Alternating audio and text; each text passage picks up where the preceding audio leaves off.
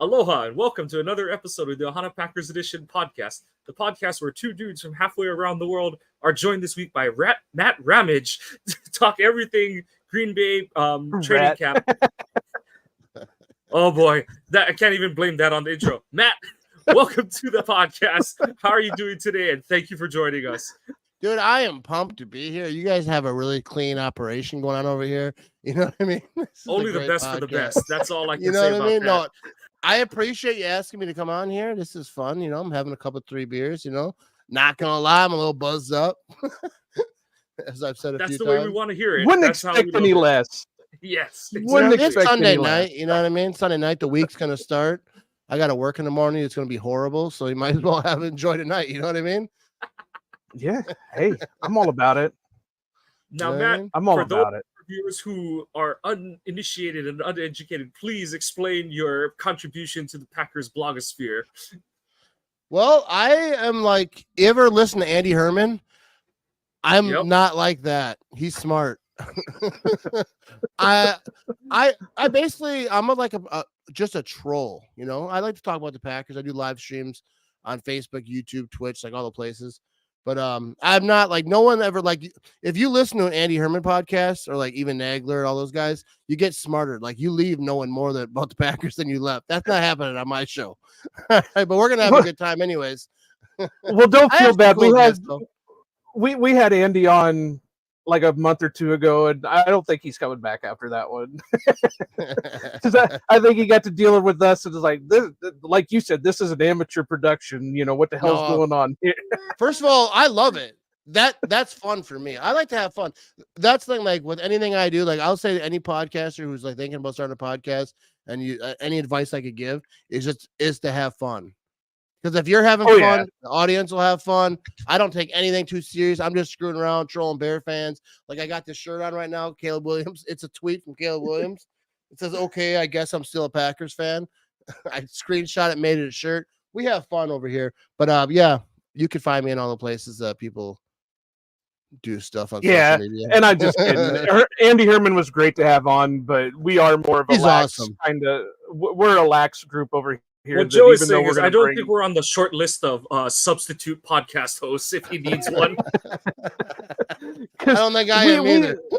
Yeah, because we have fun over here too. We love to joke and all that stuff, but we still love to talk about what we all talk about, and that's Green Bay Packers. And I think there's different ways to do it. I will say this about Andy Herman. I remember a long time ago when I first started doing like the podcast stuff, I DM'd him and I said, "Do you have any advice for me? Because I'm gonna try to do this thing or whatever." And he told me, he's like, "Don't try to be like me. Just be yourself. Just do what you do." And I think he was saying, "Bro, you can't do what I do." So no, he wasn't saying that. No, but I think it's solid advice. It's like, do what you do. Like what makes it fun for you? Like not everyone has to be like I wouldn't say know-it-all, but like someone who's like bringing information or whatever, like reporter wise. Some people, just talk, have fun, drink beers. You know what I mean? I think there's all types of ways to do this thing. And we save the knowledge for the guys that do the writing for our website. So, we just come on and we goof around over here. So, and just for the cheap pop here, that's ohanapackers.org. And it's Cole Reedy and Carlos Silva over there that do our writing. So, but yeah, I think chaos is great for this episode. Having Matt Ramage on, having Mike Kiddo over there. Chaos is amazing. However, there was some big news that happened. And if I had one of them soundboards, I would be hitting the celebration music. Jordan Love signed his contract, 4-year deal. What was it? It was $220 million, 170 or 75 guaranteed. Yeah. 155 if it is fully guaranteed. 75 million signing bonus. Yeah, signing bonus. That's it. That's it. See, that's why I keep Mike around this. He knows the technical details. In between trying not to drown my daughter as I give her water, I can look things up on the internet to fact check. That was like the one thing that I knew that you're going to ask me for this episode. That was the TJ Slayton contract extension. No. Yeah, I know nothing else. Just because I've talked about the Jordan Love contract so much that I kind of started retain information about it, but that was it. It's gone now. But it's really, I will fully admit, I have admitted it for the longest time. I wasn't happy with the pick when it happened, but I have always said that I trust in Brian Gutekunst. If he had a plan for it, then that's all you can trust in, and it's really working out. There is going to be some questions because we only have seen really one full year of Jordan and that, but if they feel confident in what they're seeing in him, then go for it. Yeah, I think that like Rogers' deal was done his first year starting halfway through. Yeah. So like when you do what the Packers do, like what they've done, they had Favre, then they had Rogers sit for 3 years, watch them, but then that contract's due pretty quick because you got to make a decision quick, and that's like the bad part of that, how they do it. But it's been working out, and they believe that Jordan Love is that dude, so like they're gonna give him that money. But the thing with contracts, they were like, well, we haven't seen that much. Well, contracts, they don't pay guys for what they did; they pay them what they're gonna do. Even if a guy wins a Super Bowl and he's young, they're like, all right, he's gonna win us another one, we'll give him a big deal. But if like someone, if they're old, they don't care what you did because like it's a business. They care like what you're gonna do. So they believe Jordan Love is that dude. They believe Jordan Love's gonna win a Super Bowl. They wouldn't have paid him that money unless they thought he's gonna bring us to the promised land. He's gonna bring us back. And so far, like even it might only be one going on past history. You know what I mean? With Favre, he got one ring. Rodgers got one ring. Hopefully, Jordan Love can break that.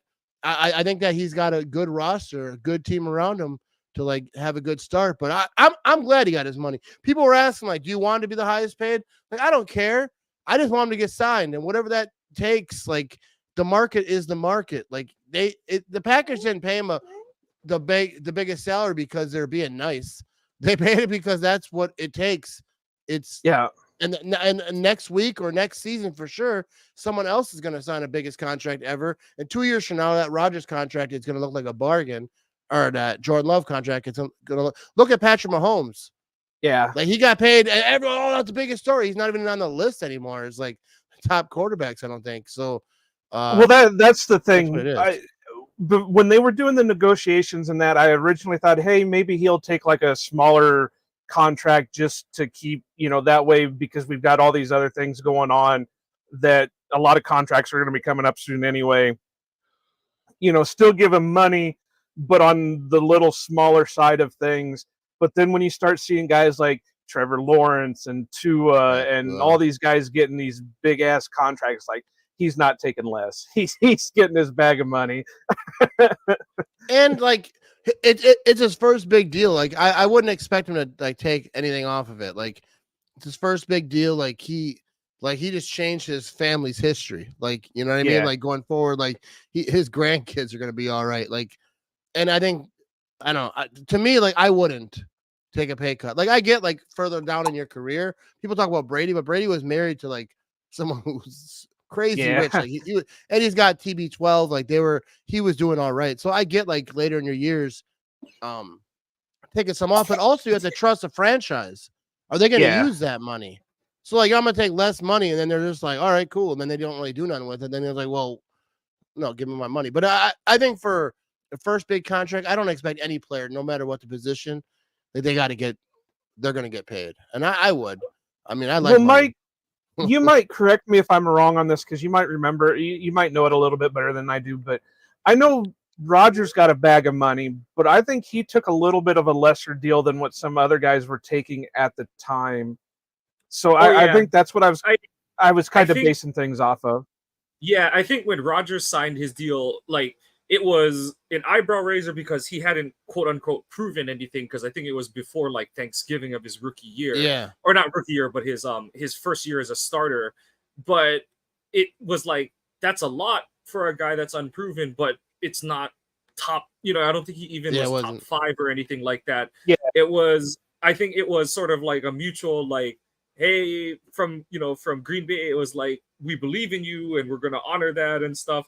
And then from Rodgers' point of view, like, you have to remember, going into his first year as a starter, he had ended like every season on IR heading Yeah. into that. So like there was question of like this guy is taking over for the most durable quarterback of all time, one of the most durable players in NFL history, and is he gonna live up to that? And Green Bay and Rodgers, they made really good on that. But I think by the time he signed his next extension, it was like, oh my God, this dude is on such a like favorable. It's not a rookie deal, but it might as well be a rookie deal for as good of a quarterback as he is, kind of thing. And then, so different things. But I mean, Love finished his year. He did something that Favre and Rodgers didn't their first year as starters. He went and won a playoff game, played decent enough that you could argue he should have won a second playoff game, but that's just signs for the future and where this team has to go from there. So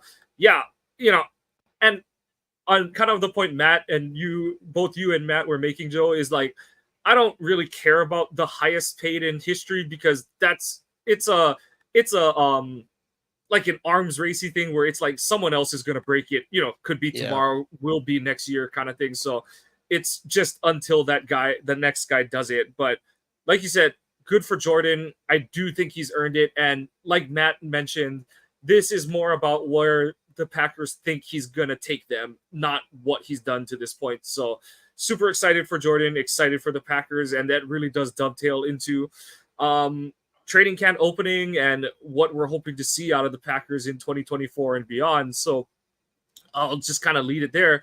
Matt and Joe, Matt, you're the guest. So what is your top thing? It can be anything, a player, Halfley scheme. What is the top thing you're looking forward to, reading about, seeing, hearing about coming out of training camp for the Packers this season? Well, so far it's kind of been the defense because in training camp, everything coming out of training camp is the defense been lighting up. Like people talk every year it doesn't matter the team. If the defense is lighting up, like, oh, is it the defense is so good or is the offense struggling? I don't worry about the Packers offense, especially now Jordan Love is back. He wasn't practicing, but I'm excited about this defense. I think it was Nixon came out and said, we want the Packers to be known for defense, not the offense. That this defense wants to be like 2000 Ravens, like one of those top defenses that people remember. And if that happens, this team is going to be stupid good. But I'm excited about this defense. I mean, the offense, I really am too, like Josh Jacobs and all those guys. But like, I think I'm very confident in this Packers offense. Like, it's going to do some stuff. So the defense is like what I really want to like. Just, dude, I want him to be aggressive. I want him to punch people in the face, not literally. Yes, literally. Yeah. We but I want him to be nasty. Dude, that's what a defense needs: aggressiveness, some nastiness. Back in those like Charles Woodson days, like if they dropped an interception, they're like doing push-ups and stuff. Like I want that, like, and it not just nastiness, but having fun. Like even back when a few years ago, Preston Smith and Zadarius was there, Amos, like when they got them, that defense was like so hopeful. But like they run down, they make a play, run on the field and celebrate together, like the little pitcher thing, whatever they're doing. I think having fun as a defense is really important. But I think this defense, hopefulness to be like one of the great defenses. Every year I always say top 5. But I don't lie about it. Like I really believe it, but usually I'm wrong. But this year I think, and sometimes like these last 2 with Joe Barry, I wasn't as hopeful. I don't know if I was scripting top 5, but because they just do stupid stuff. Preston Smith, guard Devontae Adams. Like, how does that happen? Like, I mean, I love Preston Smith, but like, let him go take the quarterback down. Don't have him out there running around chasing Devontae Adams. And he did good, but like stuff like that. Like, how can you watch that and be hopeful? Like when they're just doing.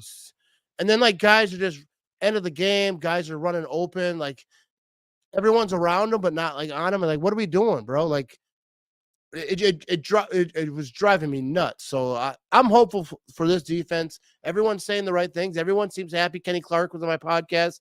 He was jacked up about it. And that was before he kind of got in the training camp and all that. But everything that you're hearing coming out of training camp, the interviews, players seem jacked up. Players seem excited. And I think that is a really good sign for this defense. Well, and I think a lot of it has to do with the youth too. that there's a Yeah. lot of young guys on the team that they're, that youthfulness is spreading amongst the players, where even the so-called older guys on the team are still feeling young because they've got all that youth and excitement going on. So to kind of answer Mike's question, I agree with Matt, but mine is going to be more, and you never thought that anybody would say this going into training camp, but mine's got to be the offensive line, just because there's so many question marks with going on there. We know pretty well that Zach Tom's most likely going to be right tackle. We know most likely right now Rasheed Walker's going to be left tackle. We're pretty sure Elton's going to stay at left guard. Maybe Josh Meyer is still at your center. And right guard, we have no friggin' clue right now. It may be Jordan Morgan. It may be Sean Ryan. It may be Jacob Monk. It better not be Royce Newman. So, it's just one of those things that, while I'm excited for the defense, like Mike or Matt was just talking about, I've got to watch this offensive line, just because they keep saying they want to get their best 5 out there, and we have no clue what their best 5 is right now. The coaches may, but we as like content creators and Packers fans, we have no clue. Dude, I will tell you, in week 5, I still won't know. Dude, the offensive line is like my Achilles heel, whatever you want to call it. Like, I don't know how to judge offensive line. I trust everyone else that they're going to do it. They'll do a good job, because, I mean, obviously, if they show the numbers, this guy hasn't allowed a sack in 3 games or whatever, obviously that's good. That's what you want. But like just watching film, but like Jordan Morgan, the number 1 pick, that everyone thought left tackle, but now they are saying guard. Well, I'm gonna correct you on that one, Matt. Yeah, you're looking at 2 guys right here that were saying the whole time that he is not a tackle. And then Brian Maffey is a guy that was on the right guard position since since draft night. Well, I mean, people not as smart as you. You know what I mean? That's who I'm talking about. Those are my people.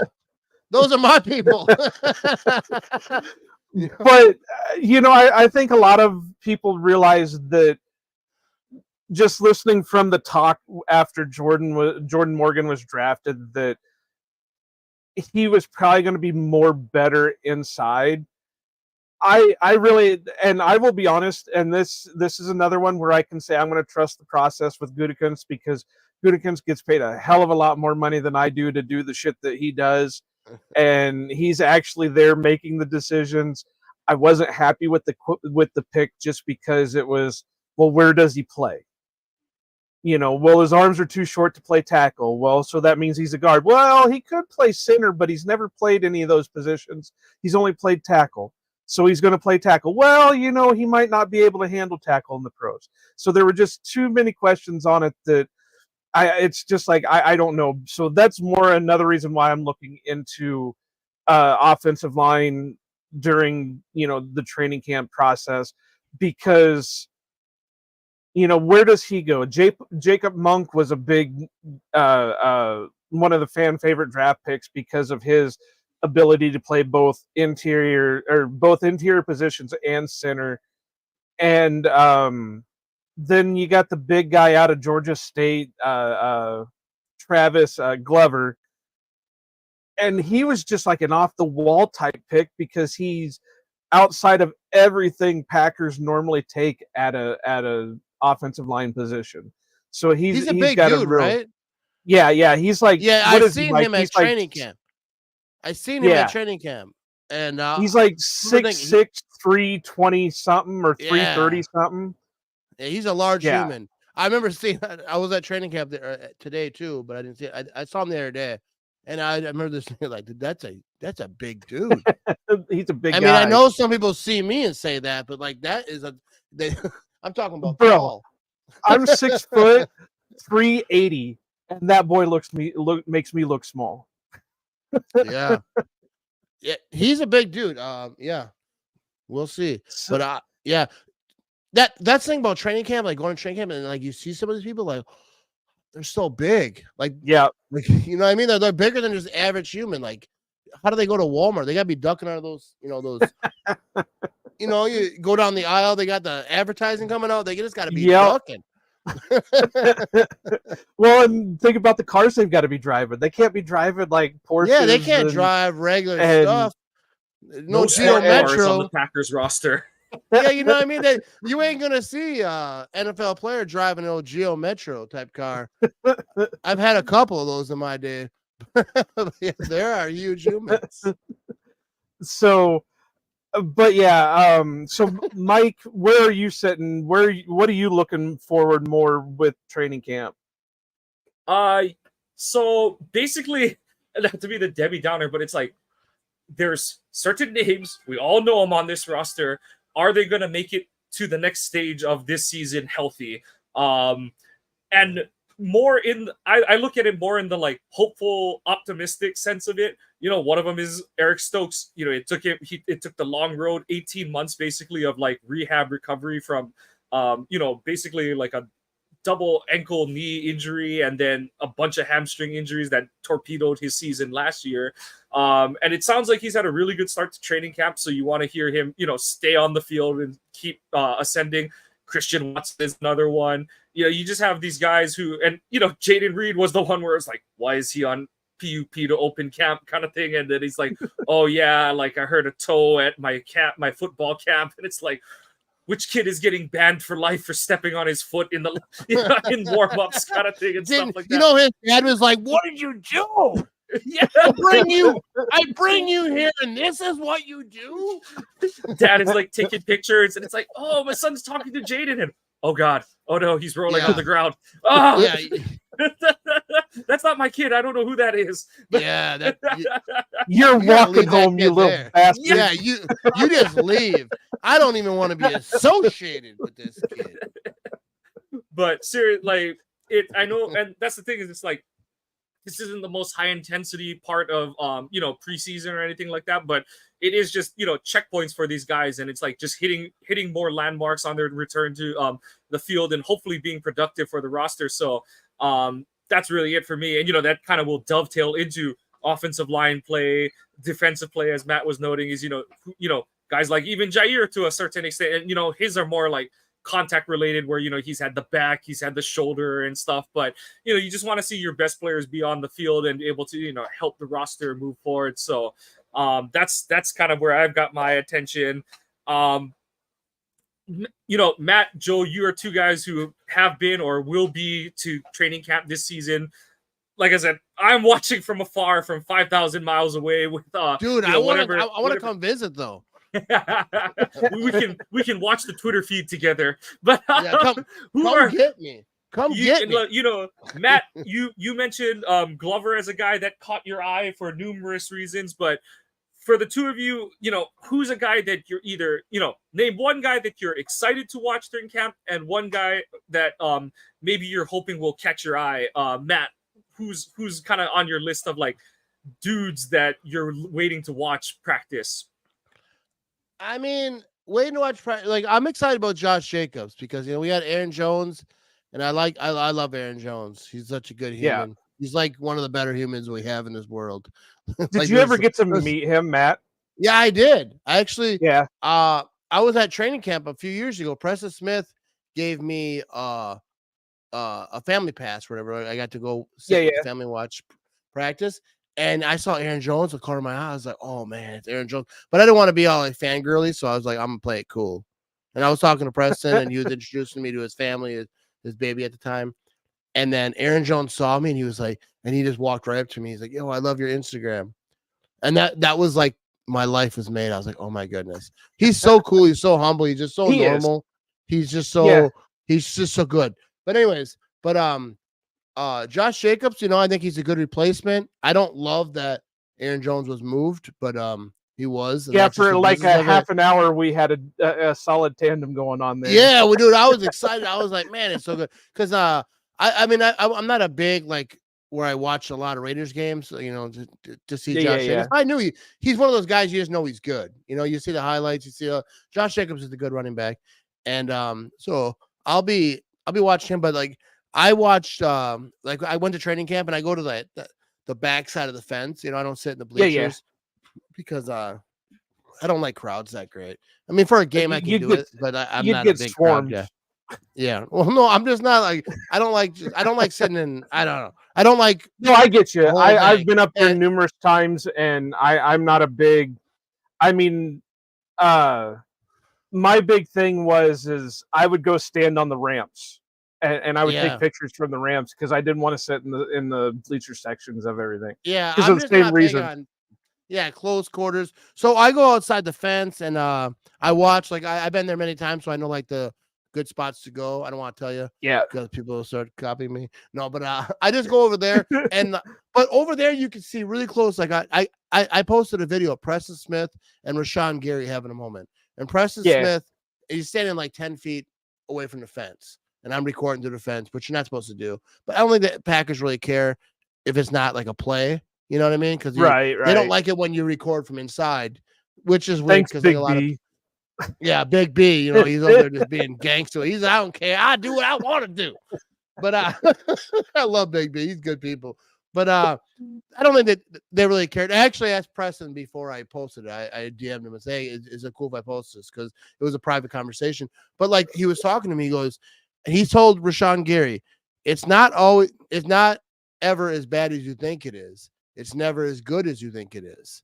I feel like that's deep. Like that's a really, I feel like Preston Smith is he's very smart and he's very wise and he's very like motivational. Like he's very driven. And I like Preston Smith a lot, like all his stuff. But anyways, I thought that was a great video. And I think Preston Smith, I think it'll be interesting to see because he's a veteran guy on defense. Yep. He's helping lead a lot of these guys. I think Rashawn Gary's ridiculous. I think Rashawn Gary's going to have a monster season.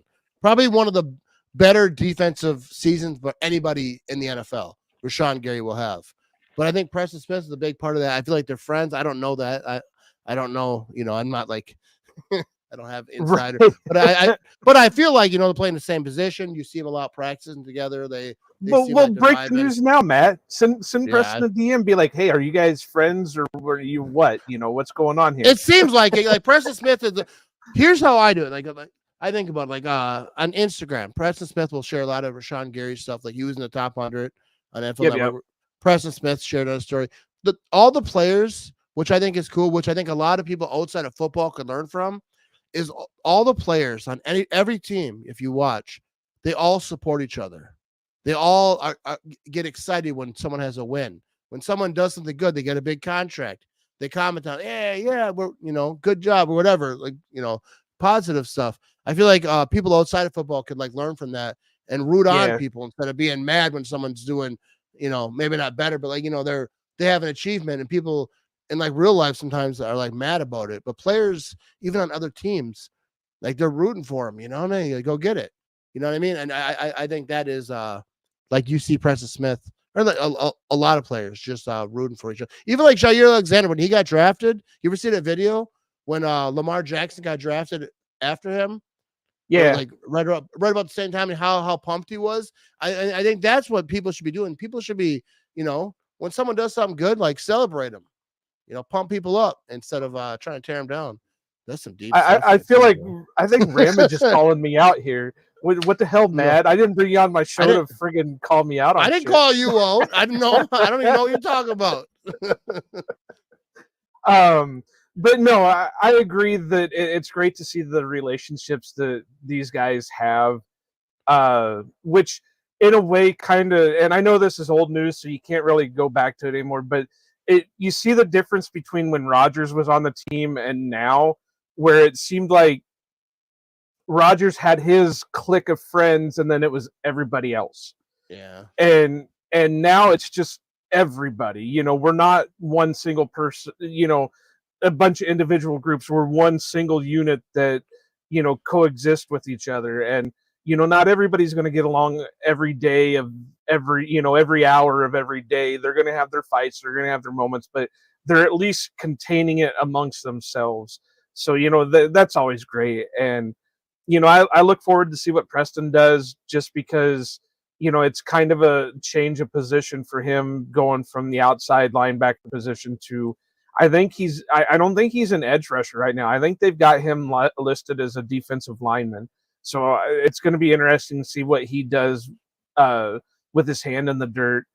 But you kind of miffed me there, Matt, because you left out my boy, my Iowa guy, my Lucas Van Ness, because Rashawn's going to have a partner on the field. It's going to be Hercules, man. So yeah, I got nothing against it, but my dude is Preston. You know what I mean? No, that's. But that, if we would go back a question to what position group, that defensive line specifically is going to be an interesting group to watch, just because of how many guys are going from being stand up rushers to now they're down linemen. So that's going to be good. I'd have to say my one guy to watch is probably going to be Carrington, just to see if he can replicate what he did last year. And it sounds like so far he has really been able to step in and kind of show what he did last year wasn't just a fluke. And that's an amazing story, coming from a 7th round draft pick to a starter in just his rookie year. And now, he's doing great out there. I know they're saying it's Stokes' job to lose, but I think it's more Carrington's job to lose with Stokes just barely behind him. And I guess today the 7th round kid out of Penn, Kalen King, had a really good practice today. So, that's one of the great things about having a defensive back specific coordinator to coach these guys is, I'm really excited for all that stuff. But yeah, I'm looking forward to see what Carrington can continue doing. Yeah, there you go. Right on. I like it. Like I said, one year I'll make it up there for training camp, but for now it's just great. a year of watching videos. I always tell people, if you have to do one thing in your life, even if you're not a Packer fan, you just got to go to training camp, because it's a unique experience. I know all the other teams have their training camps and all the other teams do their shit, but Packers training camp just has a weird feel about it, or not a weird feel, but like a unique feel about it. Where, it's a unique feel about it, because you've got, and family night. Matt can sit here and tell you this about family night too. You have 70,000 plus people in the stadium for a friggin' practice.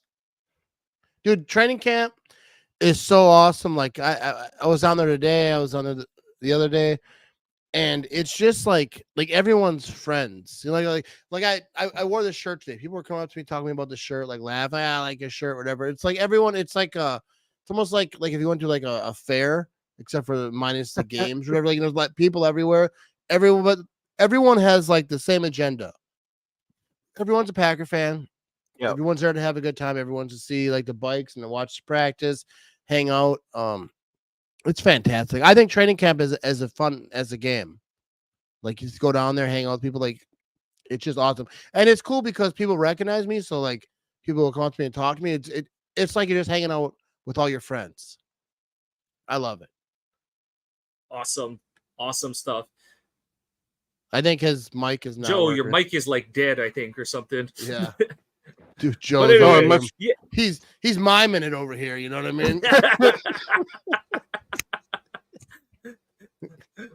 But you know what, Matt? Like, what are some of the other things that you enjoy?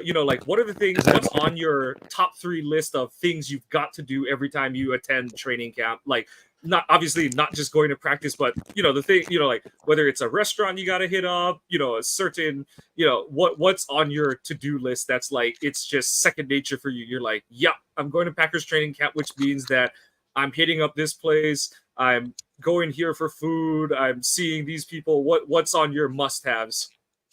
So like usually what I do, like when I first get to training camp, I go by the bike area, like where all the kids are riding the bikes out. Usually there's some people there that I know, like we hang out or whatever, kind of watch some of the players come out. For like eating wise, we're going to Stadium View. Stadium View is right down the street from where the Packers practice. I usually walk around and just talk with people. Like, I know people like come there every year. Like you know them from Twitter, you know them from Instagram, wherever. Different people are there all the time. And I usually walk all the way around. First of all, there's bathrooms over there. I'm 45 years old. I need to know where the bathrooms are at. You know what I mean? I need an outhouse, close proximities. And so I go around by the fence. I got the bathrooms over there. And like I said earlier, like you can watch a defense because the defense is usually on one side of the field, like on the I don't even know, like be like south side or whatever of the practice field. And the offense, I don't know if they're on there. I usually don't sit over there because that's like where the bleacher area is. And sometimes I'll go over there, but I usually hang out on the defense side, and then you can watch like from far away, like all like the plays that are happening. But like when I go there, I don't really go there to just watch practice. I go there to just kind of hang out. I think it's a cool vibe, and it depends what time. Maybe have a few beers over there, but I don't live directly in Green Bay anymore, so I usually don't drink down there during training camp because I had to drive home. But back in the day, you know what I mean? But family night is like like you mentioned earlier, family night is awesome. I haven't went in a few years. Like when my kids were young, it was awesome. I think it's a cool spot, a cool thing to go to when you don't get chances to go inside the stadium all the time. All right, can you hear me now? It's all rackly. Yeah.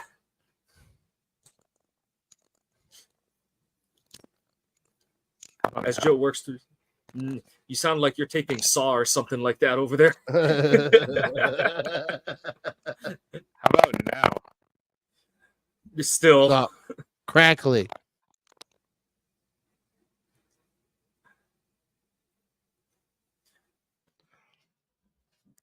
Just like the Packers defense, we are working through some growing pains at the moment. Yeah, this is like some special teams activity happening over here. Oh, no.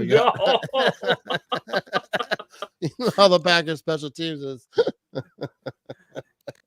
Yeah, Matt, when you go and you know they like I'm just reading like Hodkowitz, all the like Herman's, all their tweets about like the kicking competition and stuff like that. Is there like a noticeable like anxiety in the air when it's like, all right, Anders or whoever is up to kick this kick in the 2-minute drill, or is it kind of like, oh, they're kicking, or is there a noticeable like, oh, here we go, who's gonna be there to screw it up for the Packers this season?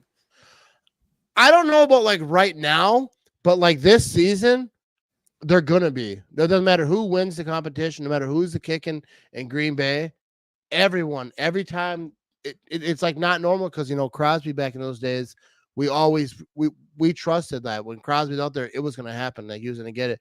Right now, I think a lot of people are going to have trust issues with the kicking situation, but we'll see.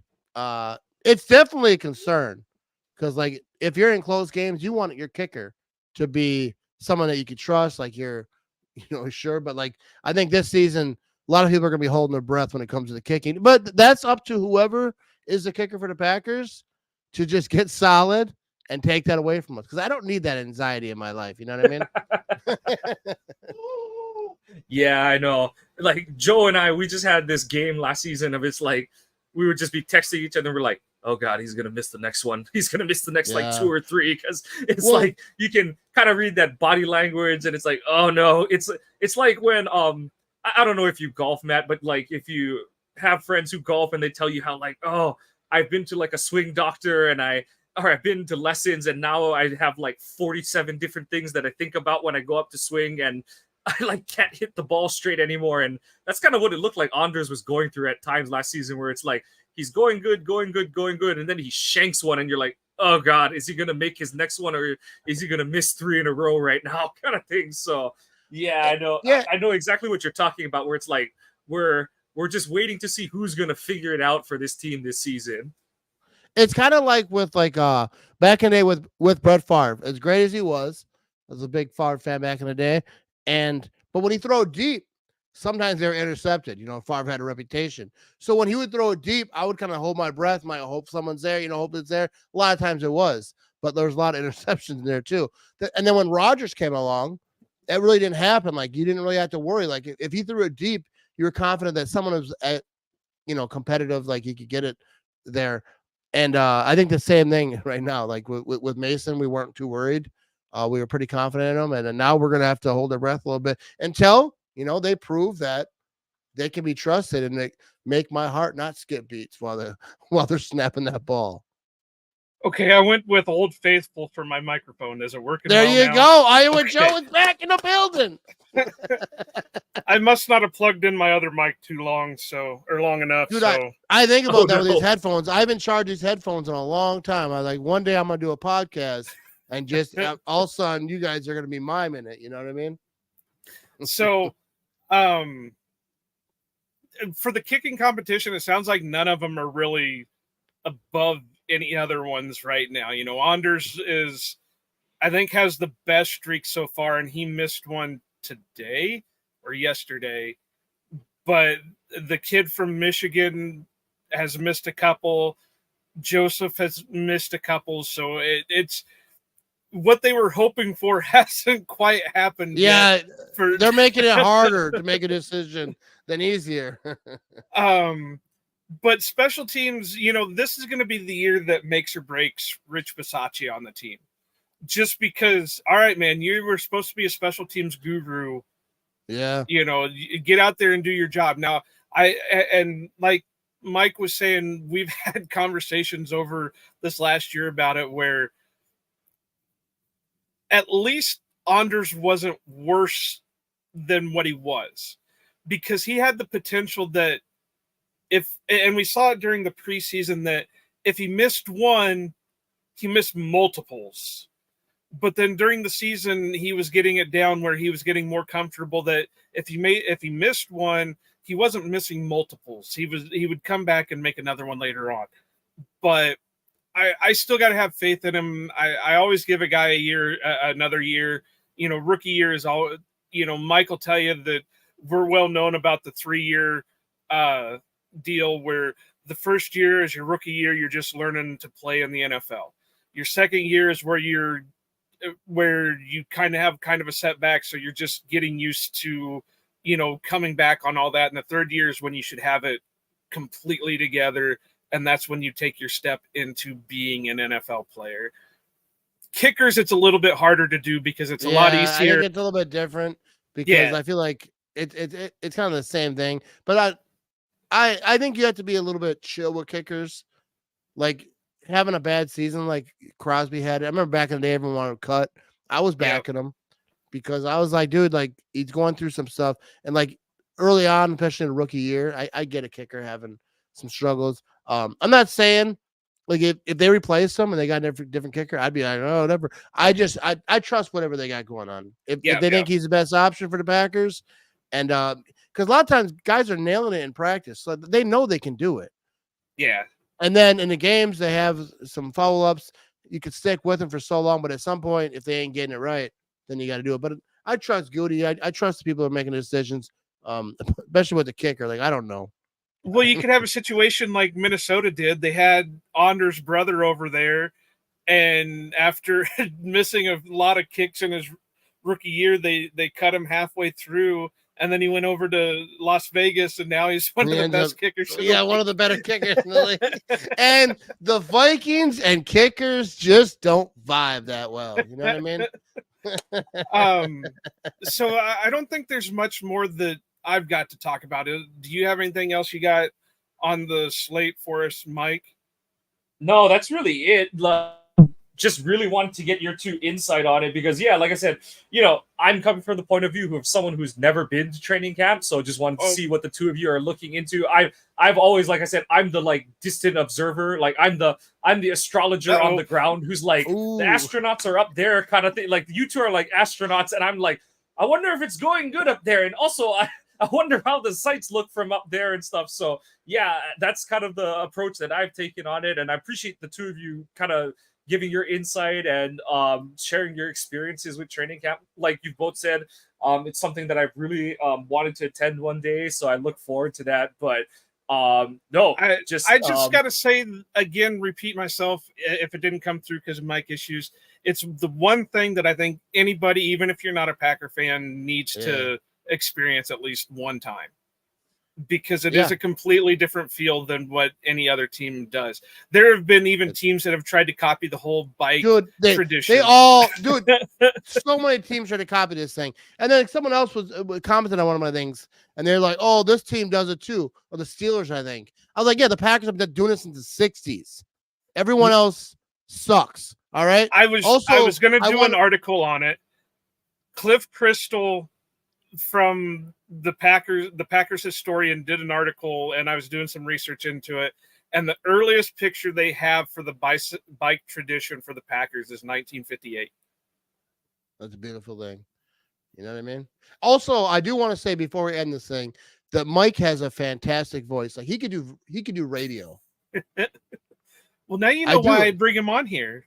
You know what I mean? He has a good voice. He's good at talking. You know, I'd be stuttering sometimes. I appreciate that, Matt, but this is only the first 48 minutes that you've been stuck hearing my voice. I'm sure that there are many people in my life who are like, let's live with. When you live with that for 34 years, you kind of you sing a different tune. But no, I really appreciate it, Matt. Family might think something different. I know my family has some views about me. Well, at least Mike hasn't brought out the dad voice yet, so I haven't heard that part of it yet. So yeah, like, shut it down. I remember like when my kids, like whenever we went to like somewhere where we had to be like, you know, like act right, you know what I mean? Like go to a restaurant, I would just tell my kids, try to act normal. That's what I would always tell them. Just act normal. We're going to a place. We're going in the store. Act normal. Just pretend to be normal for about 45 minutes while we go in this place. I was visiting my in-laws in San Diego one year, and at one of their stores, I saw this sign that I bought and brought back home for my mom. And it just says like, just chill. For all these people know we're totally normal. Yeah, it's in my parents' like downtown their powder room. So it's super. I was like, that's as fitting as it is for my family. That's all you can ask people. Just pretend. Let these people pretend that we are normal folks. You know what I mean? No, but I appreciate you guys bringing me on here. Well, what's interesting is Mike has to tell me that before we start recording all the time. Yeah, so, just act normal. Just pretend we're normal for a moment. That's kind of how it was for me too. I remember like my brother-in-law told me this one time. He had whatever when he met his wife, and he introduced her. And he introduced her to me, and he was like, "Hey, this guy is a little." He says stuff sometimes. He's just kind of wild. But so like they told me like we have to prepare people when we introduce them to you. I was like that for a while. People would be like, you know, telling me I needed to wear a sign around my neck or something, you know, be careful with interactions with this person. Yeah. I know. I think it's funny. Sometimes people used to ask me to come to my house, watch the Packer game. But then there's been times after they're like, don't invite that guy no more. He says stuff.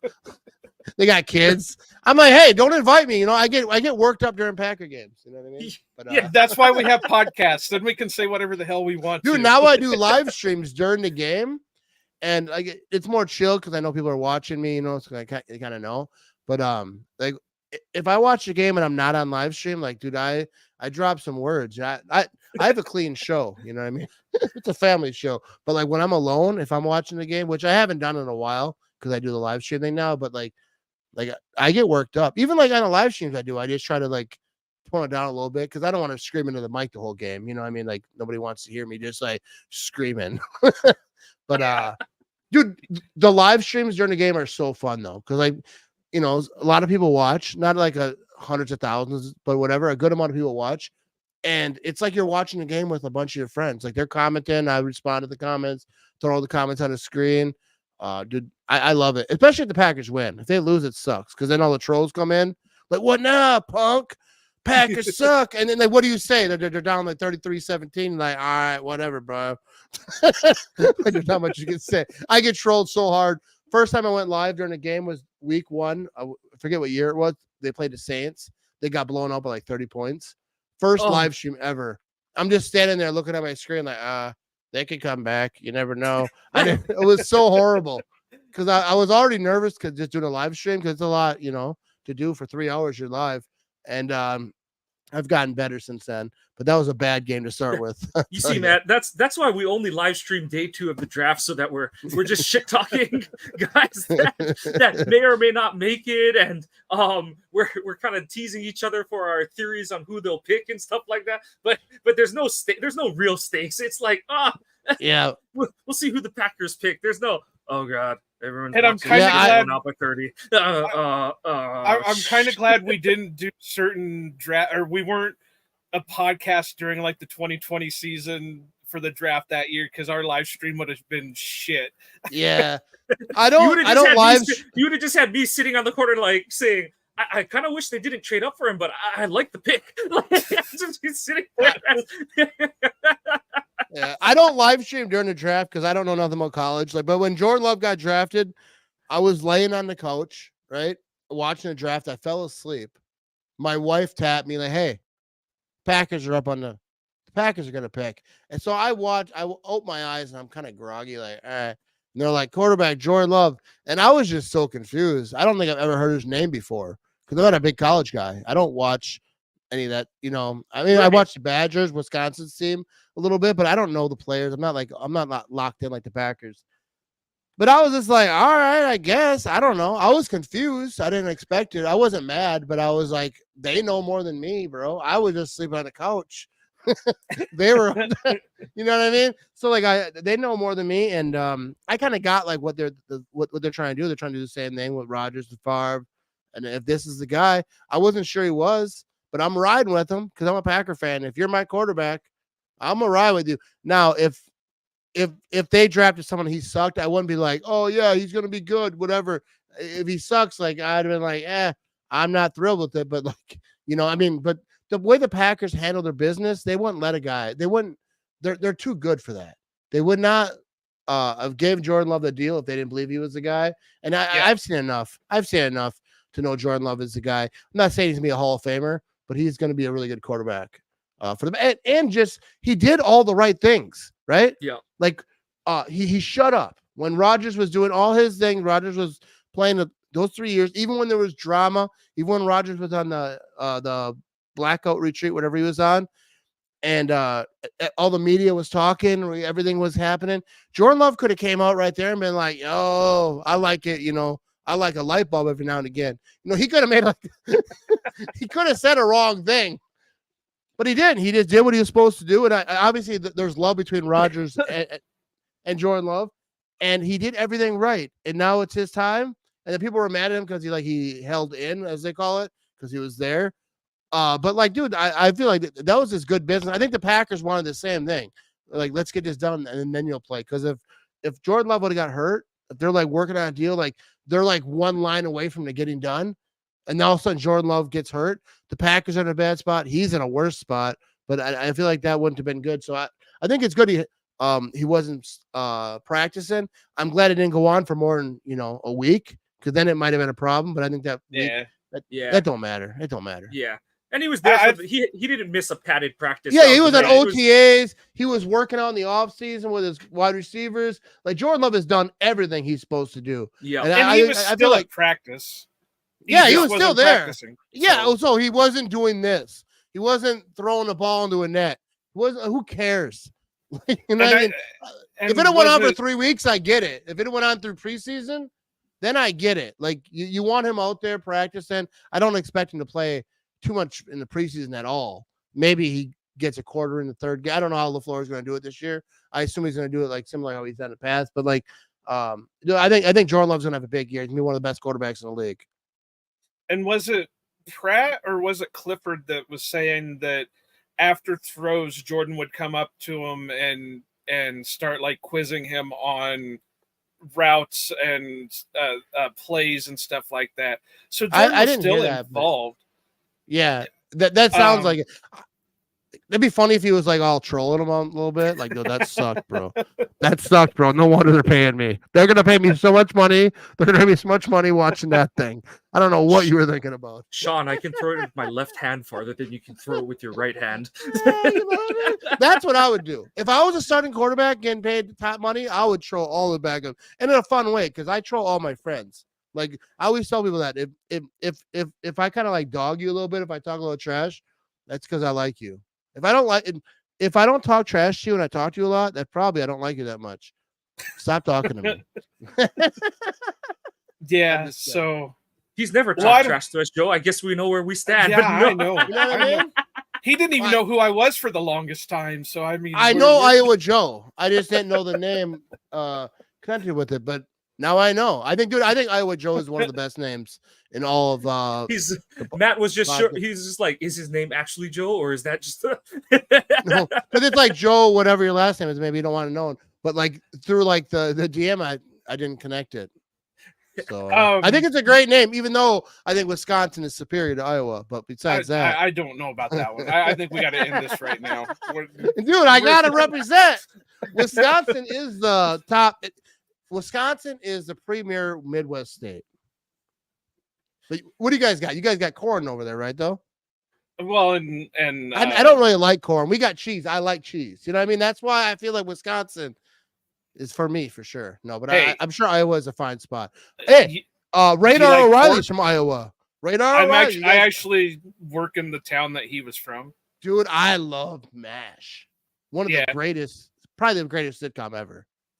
Radar O'Reilly. Oh, I'd maybe go to Iowa just to go to that town. Yeah, the town that Radar was from, I actually work in that town.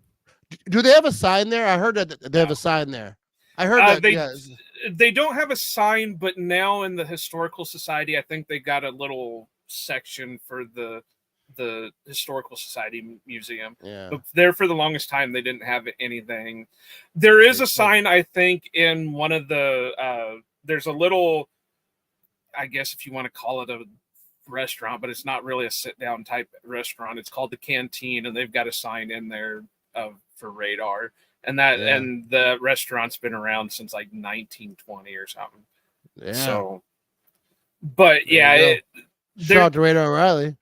I have to say, and I'm going to put this out there, and if I'm completely wrong, I wish somebody would fact check me on this, but supposedly during one of the celebrations for the city, I don't know if it was like a centennial or whatever, they actually asked the guy that played Radar to come, visit Ottumwa and be their guest of honor. And he said, "No, guys, that was a TV show. I'm not really that person. Leave me the hell alone." And he's also, he was a dick, for being honest. Like, I've watched like a lot of the documentaries and like a lot of people talking about it. That's why he left, because he was kind of rubbing people the wrong way. But I still love the character. I don't care about the reality. I'm in sitcom land. You know what I mean? I don't need to hear the real stories, but I think that's a great show. I still watch. I've been watching that show. When I was a kid, the old people used to watch MASH, and I was like, "What are they watching? It's so stupid." I hated the show. Whenever you went to anyone's house, it was on. I was like, "Shut up with this show." Then I got older. I'm like, and I watched. I was like, "Oh, this is good." Hawkeye Pierce, bro. He gets all the ladies. Come on. Yeah, I mean that's a common story right there. But we could have a whole nother podcast on. Dude, I'm telling you, I could have a whole side podcast on my whole thing, just talking about the TV shows. That's the kind of life I have. Lost, MASH. I can talk Sons of Anarchy. I do it all. But no, I appreciate you guys having me on here. Yeah. All right, Mike. Is there anything else we want to talk about before we? Nope. Just gonna thank Matt. Send him on his lovely way. So no, Matt, thank you so much for coming on with us. Matt, where can the viewers follow you? If you go to themattramage.com, you can find all my social media, my podcast. I got merch. I got a shop.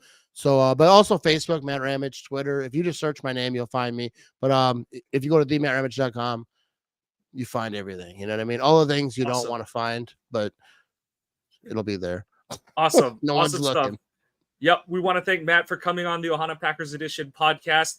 You can go and check out our website, ohanapackers.org. We've got the streams of all of our episodes. As Joe mentioned earlier, we've got our blog posts going up. We have our shop with our merch, constantly adding new items to that every week. Please support our channel that way. We really appreciate it.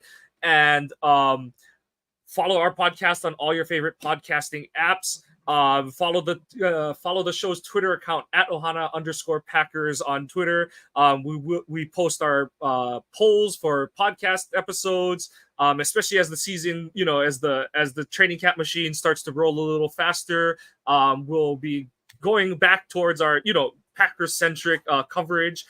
This was a little bit of a breath of fresh air in the midst of all of our top fives as we fill in the gaps between the end of the draft and when football really gets rolling. I think we're under 100 days or something like that till kickoff. So, it's right around the corner at this point, the 2024 season. So we're chugging along to get there. But like I said, please follow the pod, give us a like and a subscribe if you're enjoying what you're hearing. But positive or negative, we want your comments because we want to be producing the content you're looking for.